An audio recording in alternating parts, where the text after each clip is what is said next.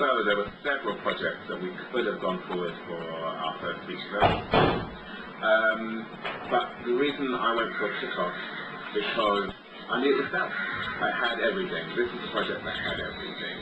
It has entertainment value first and foremost. It's funny, it's fast, it's lively, it's very open for different people, different demographics to enjoy, because football is the world's biggest game really, and so people, now it's becoming more and more of a middle class gentleman's sport again.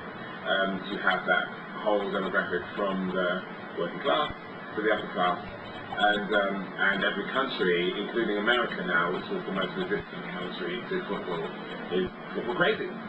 So it seemed like a perfect thing to do. Also, we're dealing with this great opposition, the gay football scene and the straight football scene. We obviously means we can get straight people to watch it and gay people to watch it, but also we've managed to get women to be interested in this story, which is really interesting. They like the gay storyline, because, you know, it's the gay best friend thing. The fact that there are women characters in the script who have, some of them have quite successful with the gay characters, surprisingly, as well as with the straight characters, and also seeing all those men in shorts, and in fact they just wear shorts in most of this film. That really works with the women. So we just realised we had the whole kit and caboodle really, and it's basically a family film. It's got some naughty kind of carry-on comedy kind of moments, but there's nothing too graphic. And so it really is one for the family. I went to see Priscilla, Queen of the Desert yesterday, in fact, and very similar thing. There's this big audience mix of loads and loads and loads of women in big groups who were interested in seeing this story and seeing something that was just fun and escapist. This does have a political, if you like, and social sort of backdrop to it as well, which makes it really interesting to newspapers. The broadsheets like The Guardian, Telegraph, or The Independent, or The Times will be very interested in that whole gay football story, because that is so big in the news right now. Thanks to the Sol Campbell story of last year, where he was playing football and there were a lot of homophobic chants, and for the first time in the newspapers, both broadsheets and Red Sox were saying, is this acceptable? Why are we allowing this attitude to be present in what's supposed to be a family sport and an inclusive sport? So that's a big thing for the newspapers to grab onto and do strong articles on.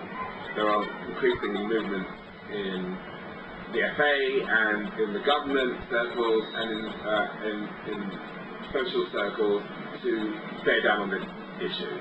So we know that we're going to get, we're at the cutting edge of this, because there are no out gay footballers. There's only one out gay footballer, and a decade ago he killed himself. So it's something that is still controversial and exciting. All of this with the entertainment value underneath. It's a gay football team and a straight football team playing each other, and there being these comic collisions, if you like, and situations. We also know that we've got the gay market, and I'm lucky enough to have a very strong reputation inside and outside the gay market in the film industry. So we know we can sell this film to a distribution group, distribution companies in Britain, in America, North America, where my work is popular and sold very well on DVD, and in France, and generally in Europe, where at the moment I have a short film that's touring, and all the festivals are asking for it. All of them, in fact, are begging for my film. In fact, in the London Lesbian Gay Film Festival this week, I have 3 different projects that I'm involved with showing, and one major project that I was part of creating. It's a spin-off of a TV show that I worked on for years.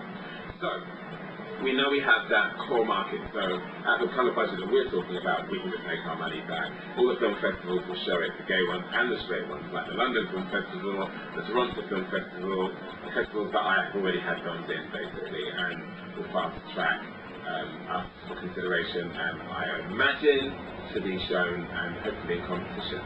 We really want to open in Sundance and Berlin festivals this winter, January and February coming 2010.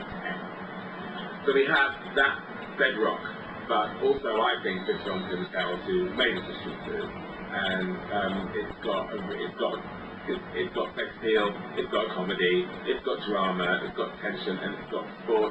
Next year's the World Cup year, so football is going to be big, and of course that's what got Bend It Like Beckham across, the fact that it happens in the World Cup year.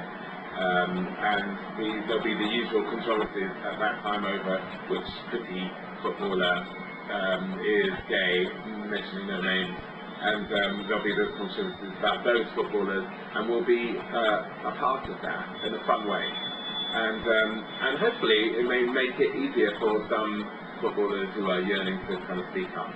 Maybe now's the time. Because we, as a company, Team Angelica and Achilles, and Achilles Productions are all entertainment, are all linked with Stonewall, which is a major lobby group in these issues. Ian McKellen is the head of it, and these are very strong advocates of what we're doing.